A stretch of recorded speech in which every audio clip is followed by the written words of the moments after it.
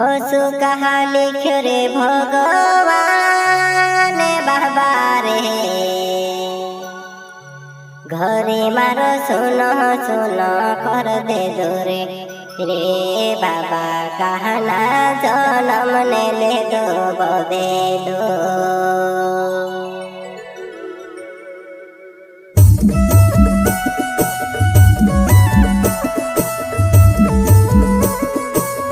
प्रस्तुत करता है अनिस आर्य, कमल आर्य, रजानी वाले गाँव वाले।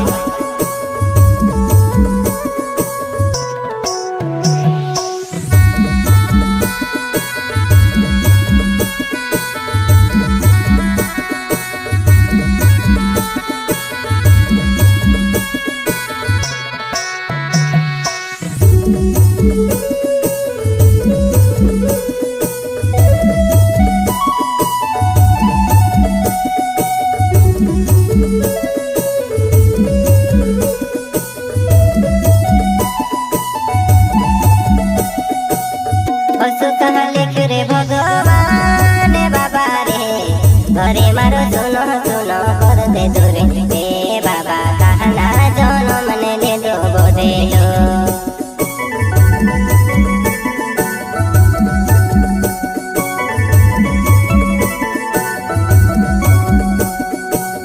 हसु कहा लिख रे भगवान बाबा रे घरे मारो सुनो सुनो कर दे दूरे रे बाबा घरे मारो सुनो सुनो कर दे दूरे।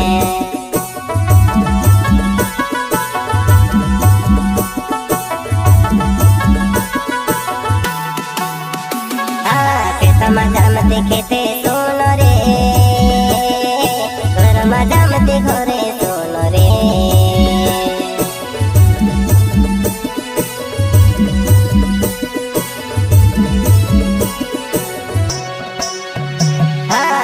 मजा मते खेते सोनो रे बाबा घर मजा मते घरे सोनो रे।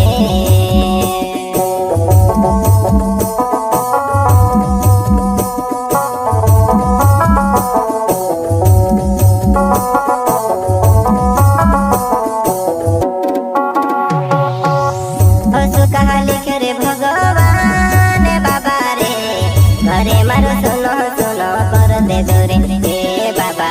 घरे मारो सुनो सुनो कर दे दूरे।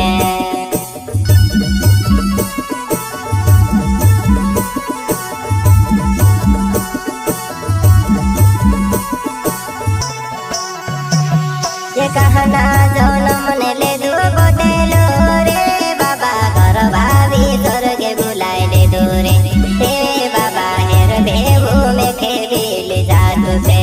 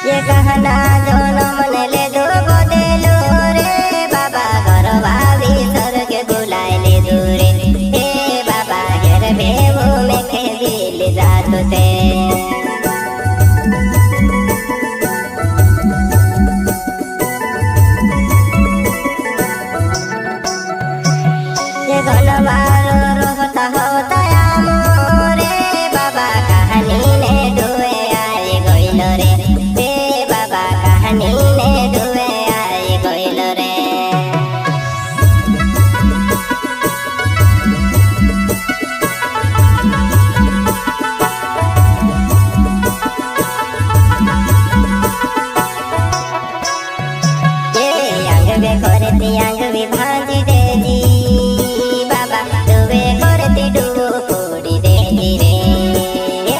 आंग में करती आंग भी भांजी देजी दुबे करती डुबो कोड़ी देजी रे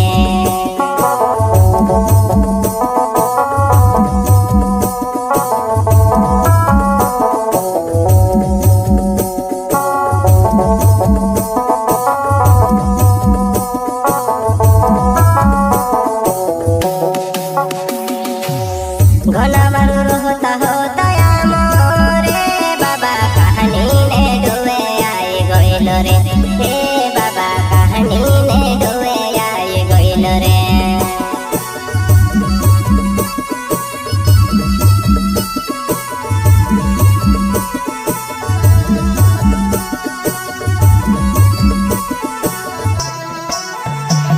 वो मन मन माफ में करिल भरीने आशा माराय जाइब वो गांडी लेखे छोड़ीने आटका तू होय गइब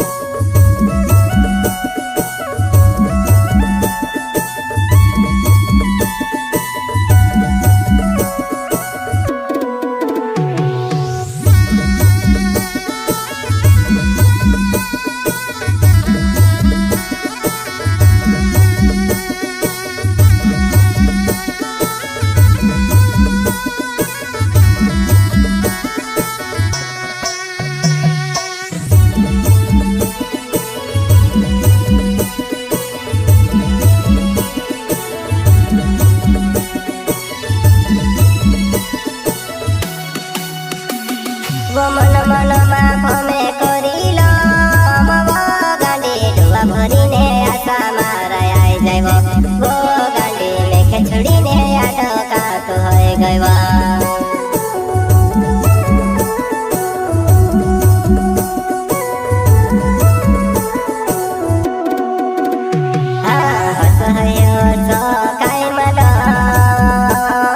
गाँव छोड़ीने देश में जाते रहता वो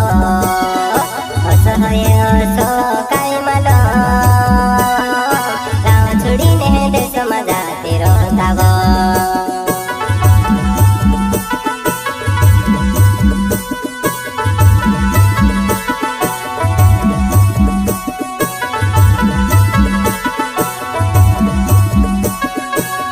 हसो कहा लिख रे भगवान बाबा रे घरे मारो सुनो सुनो कर दे दूरे ए बाबा घरे मारो सुनो सुनो कर दे दूरे